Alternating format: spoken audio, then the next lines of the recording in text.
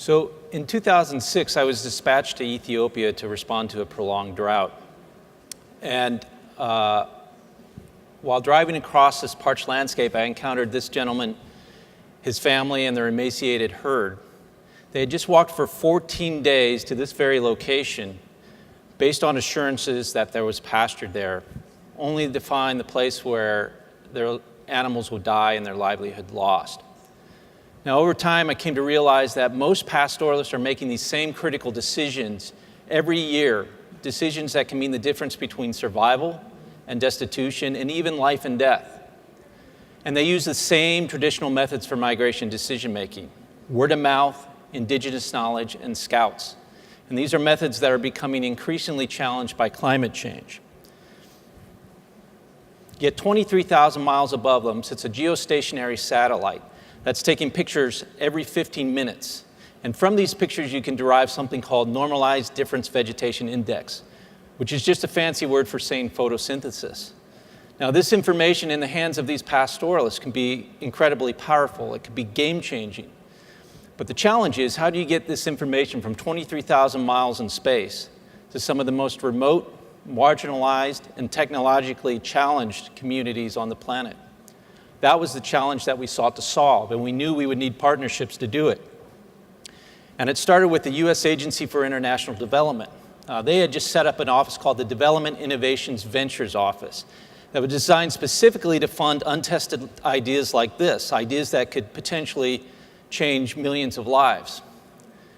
In addition, the World Food Program and the government of Ethiopia were applying a platform that developed by a small Dutch company called Hoefsloot Spatial Solutions. Now, this platform integrated satellite data and other information, but for policymaking, it was wholly inadequate for pastoralists. But with the blessing and support of WFP and the government, we worked with Hoefsloot Spatial Solutions to develop a methodology and a source of information that would be appropriate for the pastoralist. And then we went to the communities and we sat down with the pastoralists and actually mapped out their traditional grazing areas, something that had never been done before. And then digitized those maps, integrated it with the vegetation data, and created a process to distribute those maps every 10 days. And this was the very first map we developed. We call it Satellite-Assisted Pastoral Resource Management. And what you're seeing here is a time-lapse video over the course of a dry season. This is exactly what the pastoralists themselves saw. It was the first time they had this bird's-eye view of their own grazing grounds. What this amounted to was a ream of paper. We distributed a ream of paper over the course of the dry season. And the results were pretty astounding. Over 80% of the pastoralists were using these maps for migration decision-making, and more than half felt it was their most important source of information for migration decision-making. And the outcome was even more astounding. We saw a 50% reduction in herd mortality compared to the previous 3 years, something that couldn't be explained through changes in vegetation or rainfall. So based on this information, we expanded our partnership. Google had heard what we were doing, and they were very interested in investing not only their resources, but their expertise in helping us. We brought on a research partner, and we expanded to Tanzania, working with the Maasai. Further, we started working with an NGO called SNV, had gotten resources from the Netherlands Space Office to do something similar in Mali. And lastly, we started working with iHub. This is a technology innovation community in Nairobi, and we're working with them on the next phase of SAPARM. So now we're distributing maps in almost 30 communities, reaching more than 1 million people. And these pastoralists are telling us something very interesting. It's not only helping them make better migration decisions, but it's helping them to be better stewards of the environment. By changing the timing of their migration, the locations of their migrations, and the dispersion of animals, they're being able to protect the environment that they so depend on.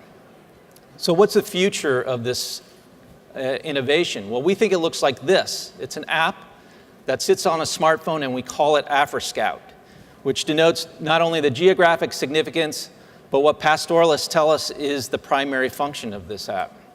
By 2020, there will be more smartphone devices than feature phone on the continent, and we want to be ready for it. With this app, we can give the pastoralists an even more powerful tool because they'll be able to geolocate themselves. they'll be able to navigate the tool to find specific locations and zoom in. Well, there will be a surface water function on this app. They'll be able to leave messages for other pastoralists, which is a part of their tradition. And they'll be able to look at historical data over time so they can begin to recognize patterns. And then finally, in addition to the vegetative mode, there will be a contour or topographic mode so that they can look at those contours and make better decisions on migration routes. Now, this isn't just a theoretical construct. With the help of Google, who led us through a design sprint process in Nairobi at the iHub Labs, we actually developed this tool, and we included designers, our program managers, and the pastoralists themselves to figure out how we could take this paper map and put it on a digital platform. And not only did we do it in a lab, we took it out to a community in Kenya that had never seen these maps before and had never seen this app. And what we found was very positive.